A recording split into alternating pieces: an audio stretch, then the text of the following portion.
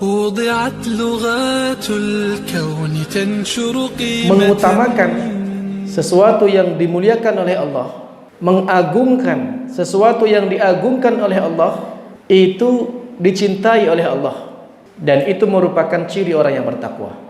Sehingga kita perlu untuk memahami apa saja syiar-syiar Allah di bulan ini, ya. Jangan sampai kita ini melakukan sesuatu yang kita anggap syiar Allah, ternyata bukan. Ternyata sesuatu yang justru dibenci oleh Allah Subhanahu wa taala. Seseorang itu akan mendapatkan kemuliaan yang ada kalau dia mampu mengamalkannya. Kemuliaan itu akan didapatkan jika diamalkan. Dan kita bisa mengamalkannya kalau kita mengetahuinya. Nah, sehingga penting untuk kita mengkaji kembali masalah-masalah yang berkaitan dengan bulan Dzulhijjah ini. Tidak ada hari-hari yang amal soleh di dalamnya lebih dicintai oleh Allah melebihi amal soleh yang dikerjakan di 10 hari pertama Dzulhijjah ini.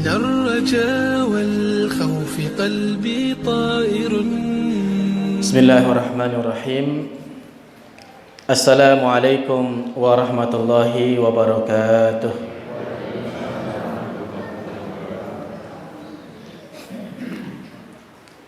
Alhamdulillahi wa kafa, wassalatu wassalamu ala nabiyyina Muhammad al-Mustafa wa ala alihi wa ashabihi wa man tabi'al huda.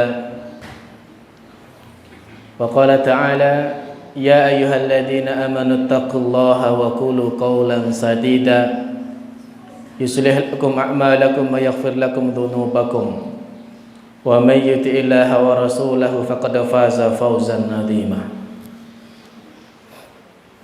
Amma ba'du, subhanakallahumma la ilma lana illa ma 'allamtana wa la sahla illa ma ja'altahu sahla. Rabbana zidna ilman nafi'a warzuqna fahma. Bapak-bapak dan ibu-ibu serta kaum muslimin wal muslimat rahimakumullah, yang semoga selalu dirahmati Allah Subhanahu wa taala. Alhamdulillah, mari kita selalu berusaha memperbaiki rasa syukur kita pada Allah atas berbagai nikmat yang Allah berikan pada kita, dengan cara menggunakan nikmat-nikmat tersebut sesuai yang dikehendaki Allah Subhanahu wa taala, agar kita dipantaskan untuk mendapatkan tambahan nikmat yang dijanjikan Allah Azza wa Jalla, la in syakartum la azidannakum. Jika kalian bersyukur, maka akan aku tambah nikmat kepada kalian, kata Allah Subhanahu wa taala. Kemudian salawat serta salam semoga senantiasa terlimpahkan pada uswah hasanah kita Nabiullah Muhammad sallallahu alaihi wasallam. Jamaah sekalian rahimakumullah, hari ini kita berada di hari-hari yang mulia, di bulan yang mulia, yaitu bulan Dzulhijjah 1443 Hijriah. Oleh karena itu penting bagi kita untuk kemudian mengkaji kembali, mempelajari lagi hal-hal yang berkaitan dengan keutamaan di bulan Dzulhijjah ini, serta amalan-amalan apa saja yang perlu untuk kita perbanyak sehingga kita mendapatkan keutamaan-keutamaan tersebut. Di antara alasan kenapa kita perlu untuk mengkaji kembali keutamaan bulan Dzulhijjah dan amal-amal di dalamnya.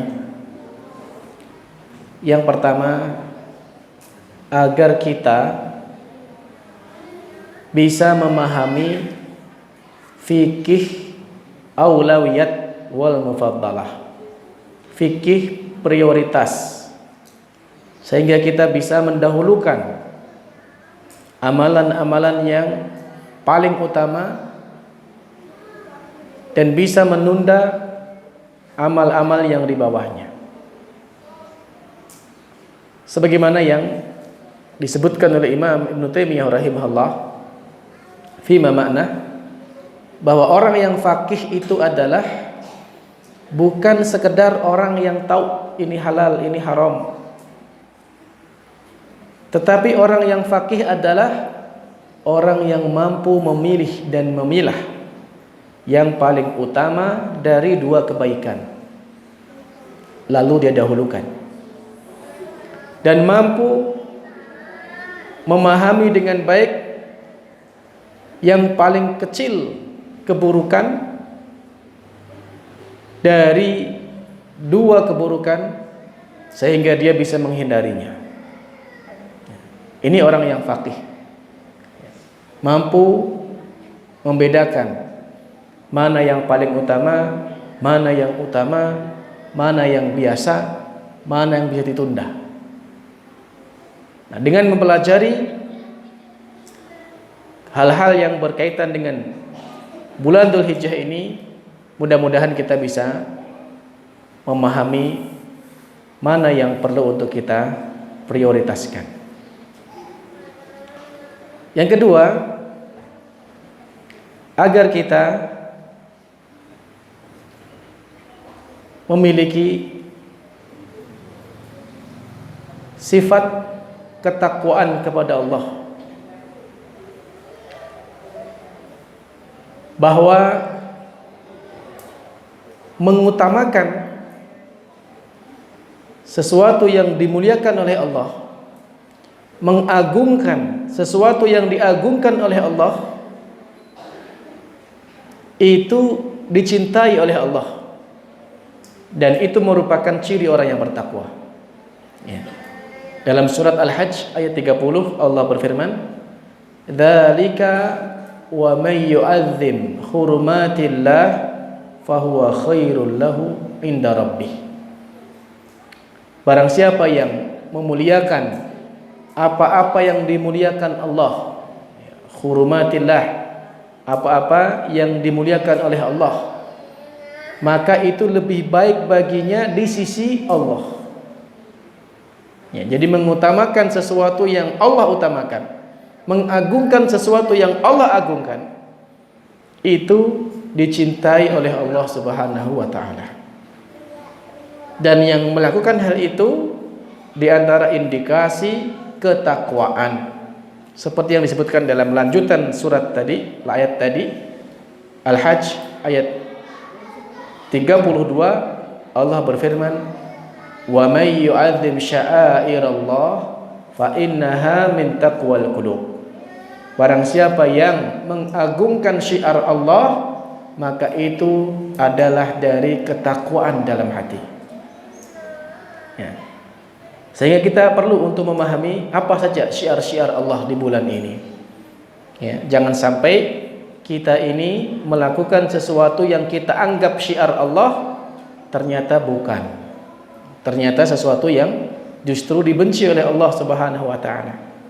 Ya, dalam sebuah kaidah dijelaskan bahwasanya al-ghayatu la tubarrirul wasilah. Ya. Niat itu tidak boleh menghalalkan segala cara. Niat yang baik harus diiringi dengan cara yang baik.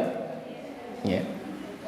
Maka ketika kita ingin mengagungkan syiar Allah Azza wa Jal di bulan ini, maka kita juga harus mengagungkannya dengan syiar-syiar yang memang disyariatkan oleh Allah Subhanahu wa taala. Yang ketiga, kenapa kita penting untuk mempelajari dan mengkaji kembali tentang bulan Dzulhijjah ini? agar kita mendapatkan keutamaan-keutamaan yang ada di bulan ini. Sebab seseorang itu akan mendapatkan kemuliaan yang ada kalau dia mampu mengamalkannya. Ya.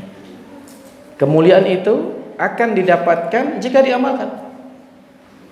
Dan kita bisa mengamalkannya kalau kita mengetahuinya. Nah, sehingga penting untuk kita mengkaji kembali masalah-masalah yang berkaitan dengan bulan Dzulhijjah ini. Kemuliaan sesuatu tidak akan bermakna, tidak akan berarti apa-apa kalau dilalaikan dan diabaikan. Contoh misalnya, bulan yang paling utama dalam setahun, bulan apa, Bapak-bapak? Bulan yang paling utama dalam setahun bulan Ramadan. Ya, bulan Ramadan itu bulan yang paling mulia, bulan yang penuh keutamaan, bulan yang penuh dengan ampunan. Tetapi ternyata Nabi kita mengkhabarkan ada di antara umat Islam atau ada di antara orang yang diberikan kesempatan Ramadan namun justru menjadi kecelakaan baginya. Nabi kita pernah mengatakan, raghiman fumri'in, sungguh celaka seseorang adraka Ramadan thumman salakha wa lam yughfar lahu. Sungguh celaka orang yang mendapatkan Ramadan namun ketika Ramadan berlalu dosa-dosanya tidak diampuni. Ya. Diberi kesempatan Ramadan, tapi Ramadan berlalu 1 bulan, dosa-dosanya tidak diampuni karena dia tidak memanfaatkan dengan baik. Nah, sekarang ini kita berada di hari-hari mulia di bulan Dzulhijjah ini. Kalau kita tidak memaksimalkan amal-amal yang diperintahkan di dalamnya, bukan tidak mungkin kita juga termasuk orang-orang yang akan mendapatkan kerugian. Jemaah sekalian yang dimuliakan Allah Subhanahu wa taala, keutamaan-keutamaan yang Allah berikan di bulan Dzulhijjah ini sangat banyak.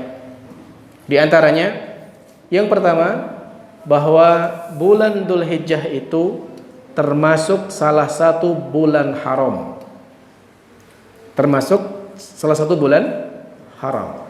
Allah berfirman dalam surat At-Taubah ayat 36. Inna iddatasy syuhuri indallah 12 syahra fi kitabillahi yauma khalaqas samawati wal ard minha arba'atun hurum dzalika ad-dinul qayyim fala tadzlimu fihinna anfusakum. Sesungguhnya hitungan bulan di sisi Allah itu ada 12 bulan fi kitabillah. Sejak Allah menciptakan langit dan bumi, dari 12 bulan itu minha arba'atun hurum, ada 4 bulan yang mulia. Disebutkan dalam hadis Rasulullah sallallahu alaihi wasallam menyebutkan thalathatun mutawaliyat, 3 bulan yang berurutan, yaitu Dzulqa'dah, Dzulhijjah dan Muharram. Kemudian yang satunya wa Rajab Mudhar baina Jumada wa Sya'ban, bulan Rajab yang ada di antara bulan Jumadal Akhirah dan bulan Sya'ban. Ini 4 bulan haram: Dzulqa'dah, Dzulhijjah, Muharram dan Rajab. Ini 4 bulan haram. Lalu Allah mengatakan fala tadzlimu fihinna anfusakum, janganlah kalian berbuat zalim pada 4 bulan tersebut. Ya. Berbuat zalim itu sudah haram dari awalnya. Allah berfirman dalam hadis qudsi, ya ibadi inni haramtu dzulma ala nafsi wa ja'altuhu bainakum muharrama fala tadzalamu. Wahai hambaku, aku telah haramkan kezaliman atas diriku, kata Allah, dan aku jadikan kezaliman itu haram atas kalian, maka janganlah kalian saling berbuat zalim. Jadi berbuat zalim itu sudah haram dari asalnya. Penyebutan di ayat ini, jangan engkau berbuat zalim di bulan haram, bermakna penegasan bahwa perbuatan zalim jika dilakukan di bulan haram itu lebih besar resikonya, lebih besar dosanya di sisi Allah Subhanahu wa taala. Ya, karena Allah punya waktu-waktu yang mulia. Allah menetapkan tempat-tempat yang mulia, yang masing-masing ada konsekuensi. Contoh misalnya, bapak-bapak dan ibu-ibu kalau sholat di masjid ini, Masjid Baitur Rahman ini, sholat berjamaah, berapa keutamaannya? 27. Tapi kalau sholat di Masjid Nabawi di Madinah berapa? 1000. Kalau sholat di Masjidil Haram 100.000. Ini keutamaan yang Allah tetapkan. Maka sebaliknya dosa juga seperti itu. Ibnu Umar radhiyallahu anhu pernah mengatakan, satu dosa yang aku lakukan di tanah haram lebih aku takuti dibandingkan 70 dosa di luar tanah haram. Ya. Satu dosa yang dikerjakan di tanah haram itu lebih beliau takuti daripada 70 dosa yang sama tapi di luar tanah haram. Nah, itu sama juga dengan sekarang. Hari ini kita berada di bulan haram, yaitu bulan Dzulhijjah. Maka perbuatan dosa yang dikerjakan di bulan haram lebih besar resikonya dibandingkan di bulan-bulan yang lainnya. Ini perlu kita pahami dengan baik. Ya, bulan haram artinya bulan yang Allah muliakan. Ya, tidak seperti yang dipahami sebagian orang, ya bulan haram artinya haram bangun rumah, haram nikah, ya, haram ini, haram itu, bukan. Yang dimaksud bulan haram artinya dimuliakan oleh Allah Subhanahu wa taala. Keutamaan yang lain bahwa bulan haram, bulan Dzulhijjah itu termasuk salah satu dari Ashhurul Ma'lumat, bulan yang diketahui sebagai bulan haji. Ya, bulan haji itu hanya ada 3, Syawal, Dzulqa'dah, dan Dzulhijjah. Dan Dzulhijjah ini adalah akhir dari bulan haji. Bahkan rangkaian ibadah haji puncaknya di bulan Dzulhijjah ini. Ya. Orang kalau mau berangkat niat haji, berangkat paling cepat bulan Syawal boleh. Bulan Syawal niat untuk haji boleh. Tapi berangkat bulan Ramadan niat mau haji nggak boleh. Karena Ramadan bukan termasuk bulan haji. Kemudian keutamaan berikutnya adalah bahwa di bulan Dzulhijjah ini ada 10 hari pertama yang Allah muliakan. 10 hari pertama Dzulhijjah yang dimuliakan oleh Allah Subhanahu wa taala. Apa saja keutamaannya? Apa saja kemuliaannya? Pertama, bahwa 10 hari pertama Dzulhijjah adalah hari-hari yang Allah Subhanahu wa taala bersumpah dengannya. Dan dalam ilmu Al-Qur'an, jika Allah bersumpah atas nama makhluk, maka itu menunjukkan kemuliaan. Dalam surat Al-Fajr Allah berfirman, wal fajri walayalin ashar. Demi waktu fajar dan demi malam-malam yang 10. Ulama tafsir berbeda pendapat. Yang dimaksud 10 malam ini kapan? Ada yang mengatakan 10 malam terakhir Ramadan, ada yang mengatakan 10 hari pertama Muharram, dan ada yang menyebutkan 10 malam Dzulhijjah. Dan yang paling rajih, yang paling kuat adalah 10 malam Dzulhijjah, seperti yang disebutkan oleh Ibnu Abbas radhiyallahu anhu. Karena itu nyambung dengan atau ada korelasi dengan ayat sebelum dan setelahnya, yaitu menceritakan tentang prosesi ya ibadah-ibadah di bulan Dzulhijjah. Maka ini menunjukkan kemuliaan hari-hari ini. Kemudian 10 hari pertama Dzulhijjah ini juga dinamakan dengan Ayyamul Ma'lumat. Kalau Dzulhijjah itu Ashhurul Ma'lumat, ya, kalau 10 hari pertamanya disebut juga dengan Ayyamul Ma'lumat, hari-hari yang diketahui sebagai rangkaian dari puncak ibadah haji. Dalam surat Al-Hajj 28 Allah berfirman, liyashhadu manafi'a lahum wa yadhkuru ismallah fi ayyamin ma'lumat. Agar mereka menyaksikan manfaat dari haji, ya. Dan mereka berzikir kepada Allah di hari-hari yang diketahui, ditentukan, yaitu hari-hari ketika ibadah haji dikerjakan. Ya. Ibadah haji itu, Bapak Ibu, kalau mau ringkasnya 4 hari saja. Ya, ibadah haji itu kalau mau ringkasnya 4 hari selesai. Kalau mau lengkap dengan sunnahnya 6 hari. 6 hari. Mulai tanggal 8 Dzulhijjah, dinamakan hari Tarwiyah, bermalam di Mina, itu sunnah. Dikerjakan dapat keutamaan, ditinggalkan tidak ada masalah, tidak berdosa. Kemudian tanggal 9-nya wukuf di Arafah, malam 10 mabit di Musdalifah, tanggal 10-nya di Mina melempar jamarat Aqabah, lalu kemudian tawaf ifadah dan sa'i haji. Dan setelah itu malam 11 dan malam 12 mabit di Mina untuk melempar 3 jamarat, jamrah ula, wusta dan kubra atau Aqabah. Setelah itu selesai 4 hari. Tambah 1 hari tanggal 8. Kalau mau lagi tambah sunnah lagi 1 malam tanggal 12 malam 13 Nafarsani, bermalam di Mina lagi dan melempar 3 jamarat lagi. 6 hari selesai.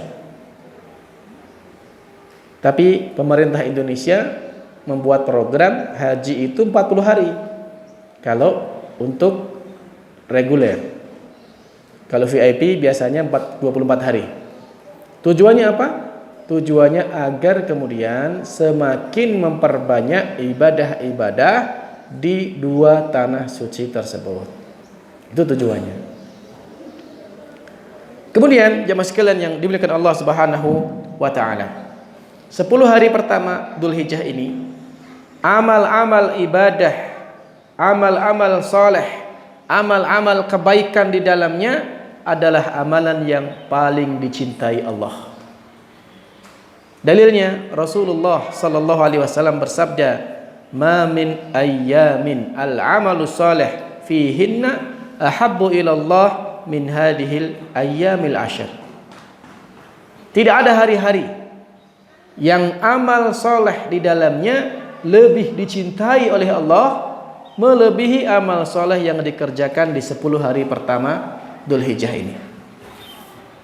Kata Imam Ibnu Rajab Al-Hambali, "Idza kanal amalu ahabbu fahuwa afdal."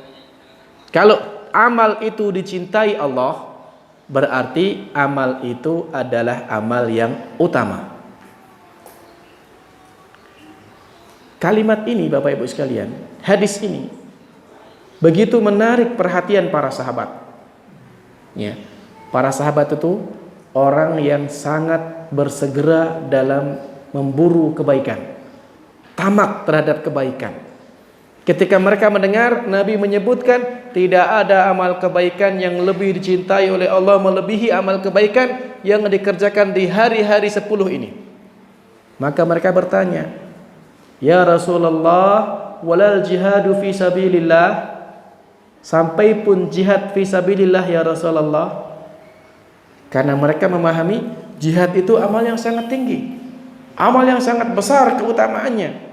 Sampai-sampai ketika ada seorang sahabat yang bertanya kepada Nabi, dari Abu Hurairah, ya, bertanya kepada Nabi, "Wahai Rasulullah, ma ya'dilul jihad?" Amal apa yang bisa menandingi atau mengimbangi jihad fisabilillah? Kata Nabi, "La tastati'unahu." Kalian tidak akan sanggup. Sampai diulang 3 kali. La tastati'unahu, la tastati'unahu. Kalian tidak akan sanggup menyaingi pahala dari orang yang berjihad itu. Nabi mengatakan, "Mathalul mujahidi fisabilillah." Perumpamaan orang yang berjihad fisabilillah itu kamathalis shaimil qaimil qanit bi ayatillah la yaftur. Perumpamaan orang yang berjihad fisabilillah dalam pahala itu seperti orang yang berpuasa di siang hari, tahajud di malam hari, membaca ayat-ayat Al-Quran, la yaftur, konsisten, tidak pernah berhenti. Bisa dibayangkan Bapak Ibu? Ya.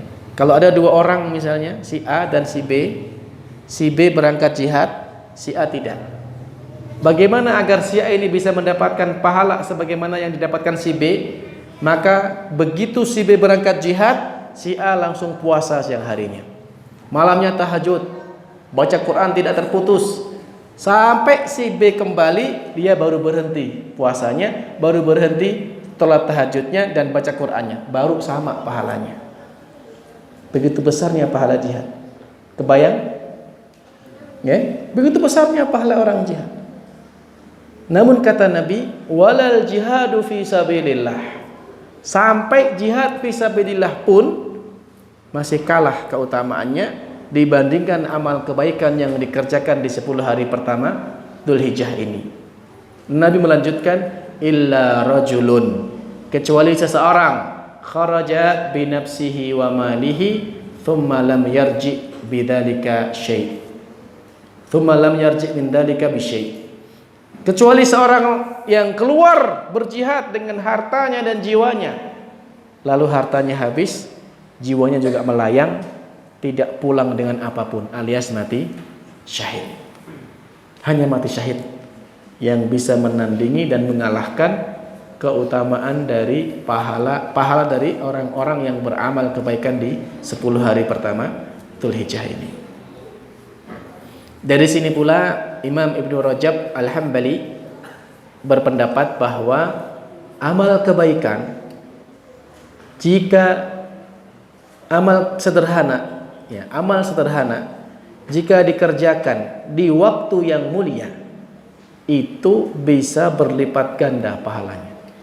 Nah, sekarang ini kita berada di waktu-waktu yang mulia, yaitu di 10 hari pertama Dzulhijjah. Maka amal-amal kebaikan apapun akan dilipat gandakan nilainya oleh Allah Subhanahu wa taala. Kemudian jemaah sekalian, di antara keutamaan 10 hari pertama Dzulhijjah ini yang lain, bahwa ada hari Arafah. Ya, ada hari Arafah, yaitu tanggal 9. Hari Arafah itu tanggal 9 Dzulhijjah. Dan itu juga ada keistimewaan tersendiri hari Arafah itu. Banyak. Di antaranya hari Arafah adalah hari di mana Allah Subhanahu wa taala bersumpah atasnya. Ya, meskipun redaksinya bukan wal Arafah, ya, demi Arafah bukan. Tapi redaksinya dalam ayat yang lain.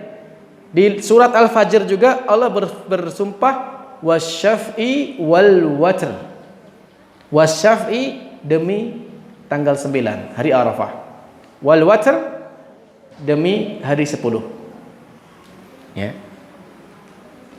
Dalam ayat yang lain surat Al-Buruj Allah bersumpah wasyahidi wa mashhud. Wasyahidi wa mashhud.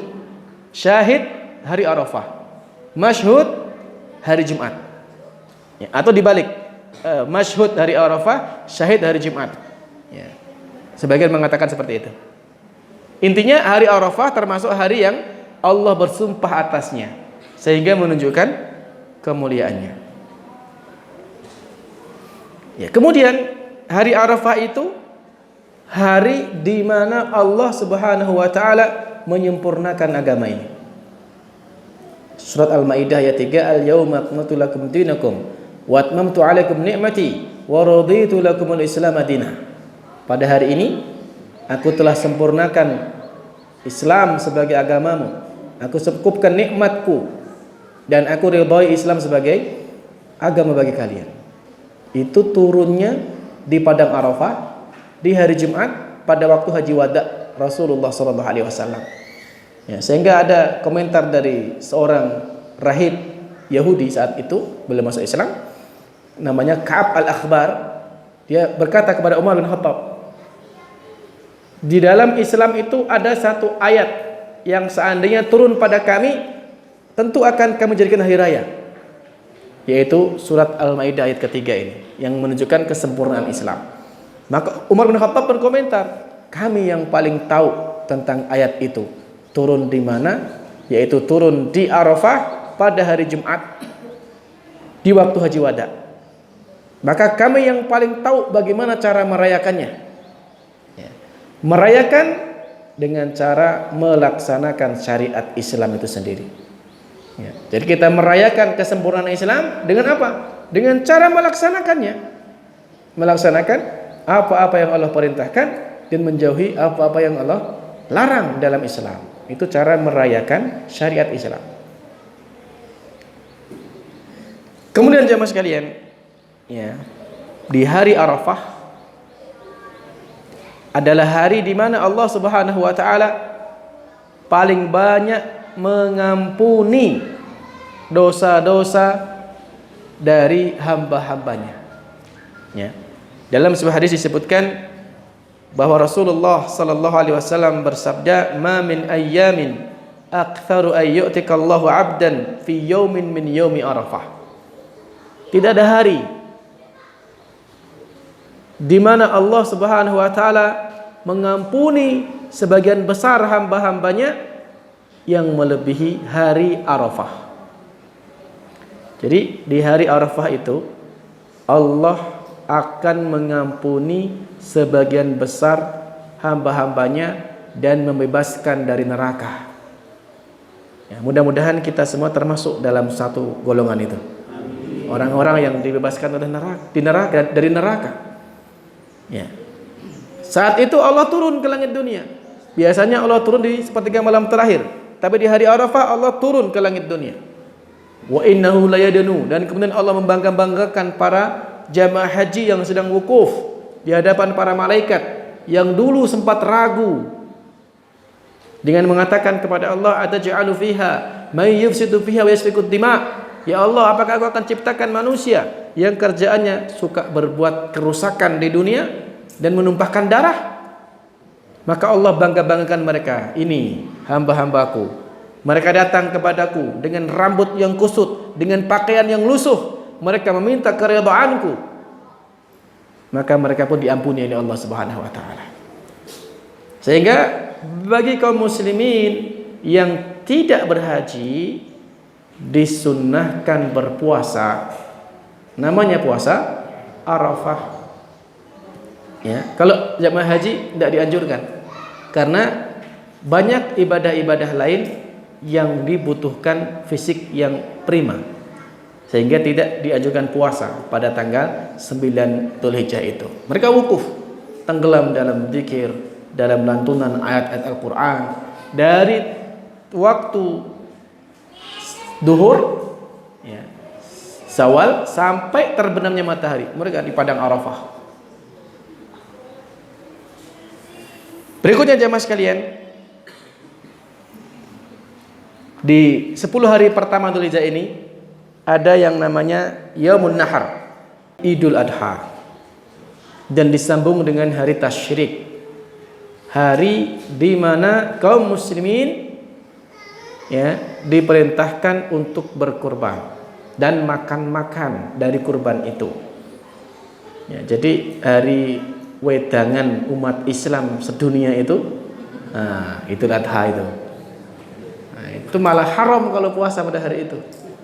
Wedangannya pun berpahala, ya, karena itu adalah perintah, ya, untuk berkurban dan menikmati hidangan dari binatang kurban itu. Disebutkan dalam hadis dari Jabir bin Abdullah, Nabi bersabda, innal ashar ashrul adha wal watr yaumul arafah wasyafa yaumun nahar. Ya, bahwasanya tanggal 9 itu Arafah, tanggal 10 itu adalah hari nahar. Berikutnya jamaah sekalian, keutamaan dari 10 hari pertama Dzulhijjah ini, bahwa 10 hari Dzulhijjah, 10 hari pertama Dzulhijjah adalah penyempurna bagi Nabi Musa alaihissalam ketika talaqi kepada Allah dalam mengambil Taurat. Ya. Dalam surat Al-A'raf ayat 142 disebutkan, bahwa adana Musa 30 lailatan wa atmamnaha bi ashrin fatamma miqatu rabbih 40 lailah. Kami janjikan Musa 30 malam. Ya. Wa atmamnaha bi ashrin, lalu kami sempurnakan 10. Sehingga sempurnalah talaqi Musa ketika mengambil Taurat dari Allah selama 40 hari 40 malam. Nah, 10 malamnya itu adalah 10 malam pertama dari bulan Dzulhijjah. Ya, maka ini menunjukkan keutamaan di hari-hari ini. Nah, jemaah sekalian yang dimuliakan Allah Subhanahu wa taala, sekarang amal-amal apa saja yang perlu kita perbanyak di hari-hari ini? Ya, amal-amal apa saja yang perlu kita perbanyak di 10 hari pertama Dzulhijjah ini? Secara umum, bahwa kebaikan apapun, amal soleh apapun dianjurkan di hari-hari ini, dan itu pahalanya dilipat gandakan. Ya, silaturahim, birrul walidain, sedekah, apapun. Ya, amal kebaikan apapun pada hari-hari ini akan dilipat gandakan pahalanya oleh Allah Subhanahu wa taala. Namun jemaah sekalian, ada amalan-amalan khusus yang hendaknya kita prioritaskan. Apa saja? Pertama adalah ibadah haji dan umrah bagi yang mampu. Ya, bagi yang mampu. Ya, kalau sekarang ya udah telat daftar ya, orang langsung mangkat. Ya. Keutamanya besar. Nabi kita mengatakan al-hajjul mabrur laisa lahul jaza illal jannah. Haji mabrur itu tidak ada balasan yang pantas baginya kecuali surga. Apa itu haji mabrur?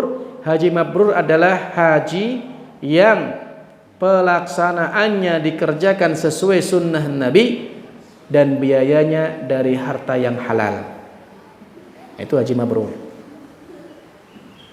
Dalam hadis yang lain Nabi kita mengatakan man hajja lillah thumma lam yarfuth wa lam yafsuq raja'a kayami waladatu ummuhu.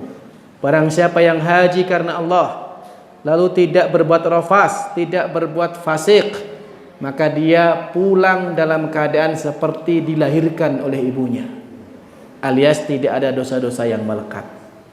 Itu keutamaan orang yang berhaji.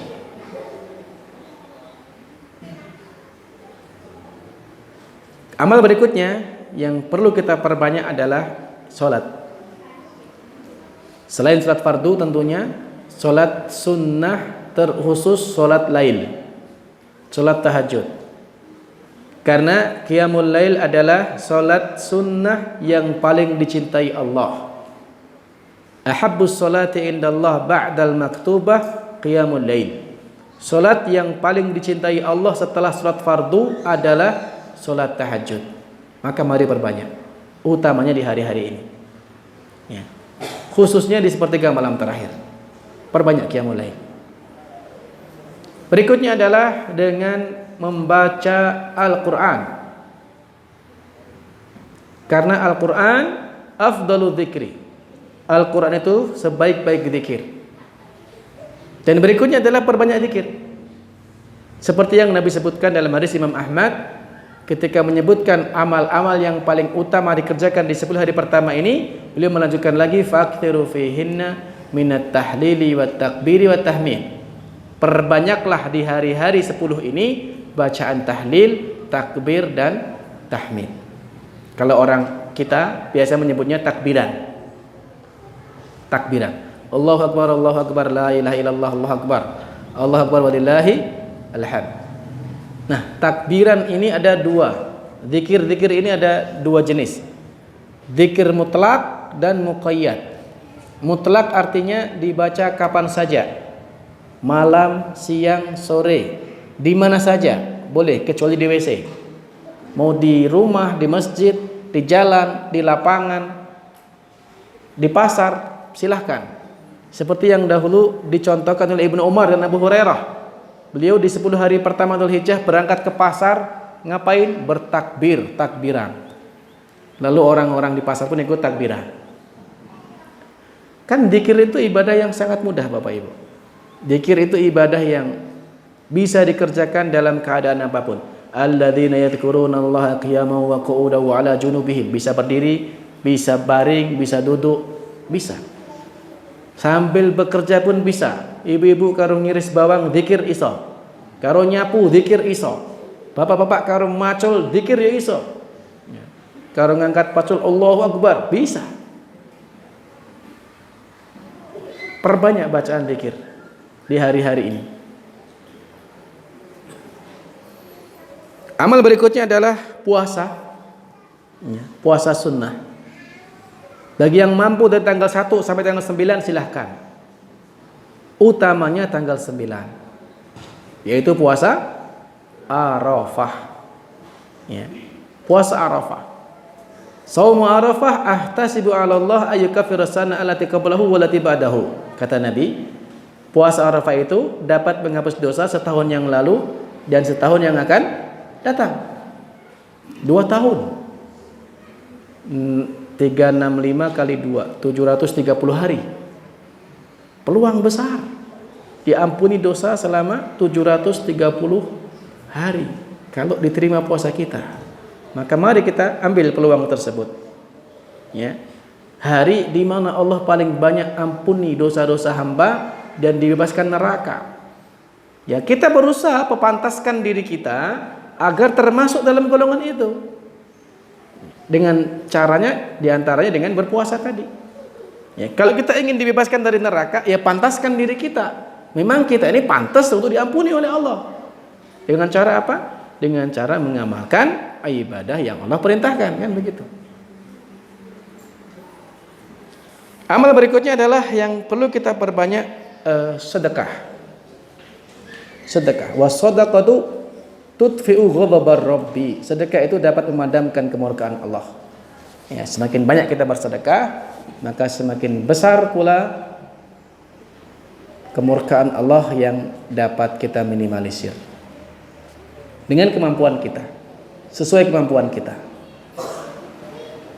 Berikutnya adalah berkurban.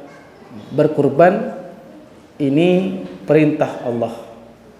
Ya, kata Nabi, man kana lahu sa'ah, barang siapa yang punya kelonggaran, kelapangan rezeki, walam yudakhi, dan tidak berkurban, fala yaqrabanna musallana, janganlah mendekat tempat sholat kami. Nah, ini anjuran dari Nabi untuk berkurban. Nah, berkurban itu adalah ibadah tahunan, Bapak Ibu. Nah, Islam itu kan ada banyak ibadah dari sisi waktu. Ada ibadah harian. Apa contohnya? Ibadah harian apa? Salat 5 waktu contohnya. Ada ibadah pekanan. Contohnya apa? Jumatan. Ada ibadah bulanan. Contohnya ibadah bulanan. Puasa Ayyamul Bait. Ya, puasa hari putih tanggal 13, 14, 15 itu kan ibadah bulanan. Ada ibadah tahunan. Contohnya apa? Kurban, apa lagi? Haji, apa lagi? Zakat, Idul Fitri, Idul Adha, termasuk kurban. Itu juga ibadah tahunan. Ada ibadah yang sekali seumur hidup. Kenapa contohnya? Pak, sekali seumur hidup. Salat tasbih sebagian menganjurkan minimal sekali seumur hidup. Yang lain akikah, kan pisan tok niku. Napa lagi? Akikah kan cuma sekali. Ya kan? Ada lagi khitan. Khitan itu ya, pisan tok khitan. Mau arep double. Apa lagi? Nikah. Nikah ini ping piro?